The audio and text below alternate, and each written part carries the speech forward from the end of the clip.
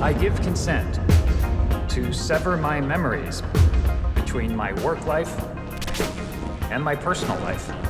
I'll preface this by saying I've been given permission to ask spoiler questions. Okay. So I did want to dive into some spoilers in a little bit, but Ben, I actually wanted to start with you and just sort of get your take on, from a directorial standpoint, was there anything about season 2 that was more freeing in terms of maybe getting to push boundaries further or taking risks in terms of your approach to episodes?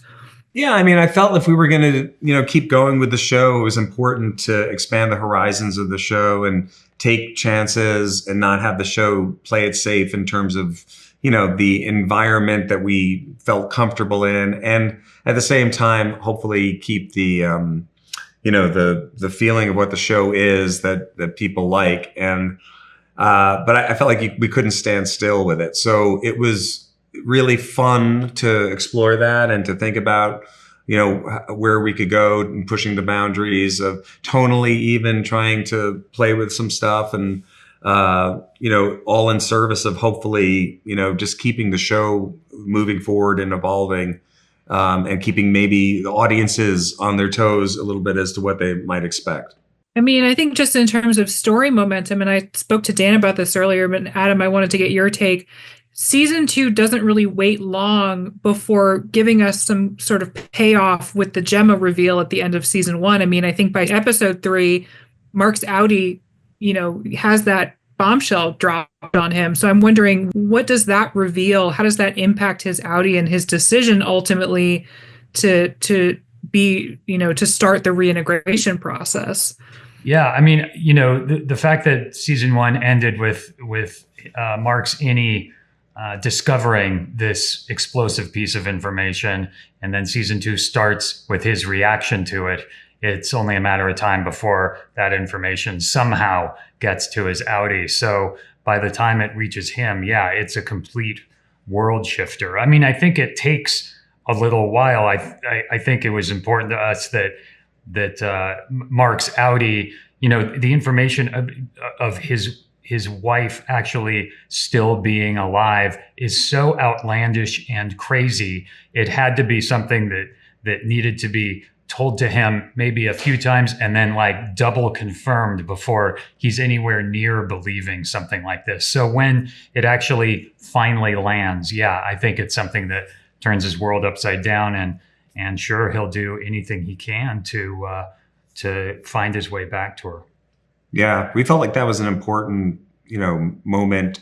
And, at one point during the development process, we thought about it coming later, but then we thought this is like an important engine for the season. Yeah. I mean, it sort of kicks off this reintegration sort of procedure, which, as we see, there's a lot of buildup to him actually getting his head essentially drilled into. But visually, the show's doing a really interesting thing with this, and memories of both sides overlapping and how that's depicted. And obviously, I think a lot of that comes together in the edit.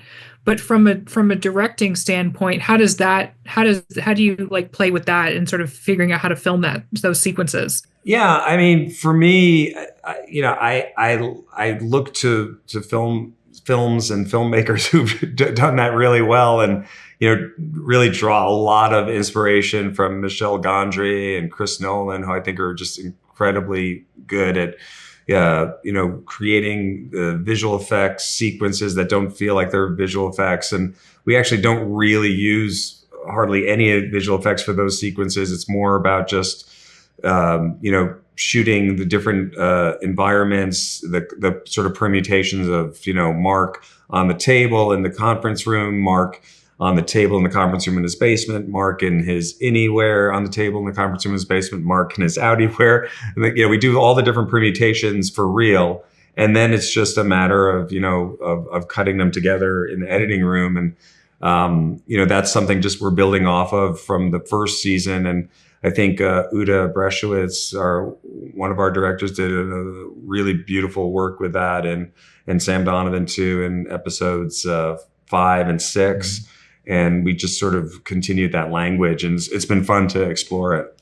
I did want to ask about episode 4, the Orbot, which, and I've talked Ortbo. The Ortbo, that's it. Orbot is Ortbo is, come on, it's an Ortbo. Everyone knows. But it is it's a turning point for these characters, in the story in a lot of ways, but it also marks an opportunity to get this group out of the office through this sort of, Lumon's take on like this almost team building sort of retreat. I wanted to ask where you filmed that. And secondly, how cold was it during filming? Because it looks cold. That's good.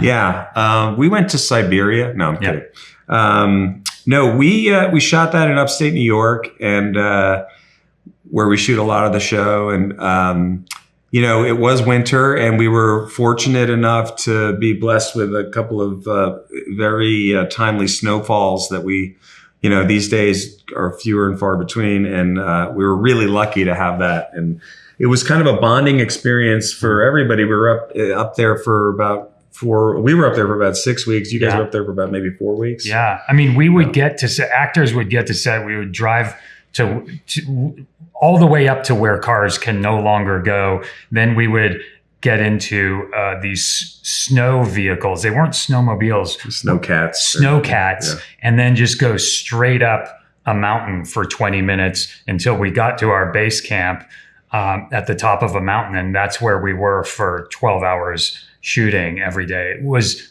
a true adventure. And yes, it was very cold. But I mean, so fun and so crazy. And we were doing it just for a month straight up there. It was amazing. The cave where they find the book, it was like a 15-minute hike to get to it, because we couldn't have vehicles go through the woods and stuff. So yeah, it was a fun adventure for everybody. Every time you started feeling sorry for yourself when you're hiking to a location, you would look and see our incredible camera crew carrying this insanely heavy equipment. Yeah. Thank you both so much for taking the time to sit and chat. Honestly, it's always a pleasure. And as I said to Dan, this is the kind of show that makes me excited about my job as a TV critic. So I just really appreciate your time and your answers today. Some really great insight. Thanks for saying that. Yeah, appreciate it.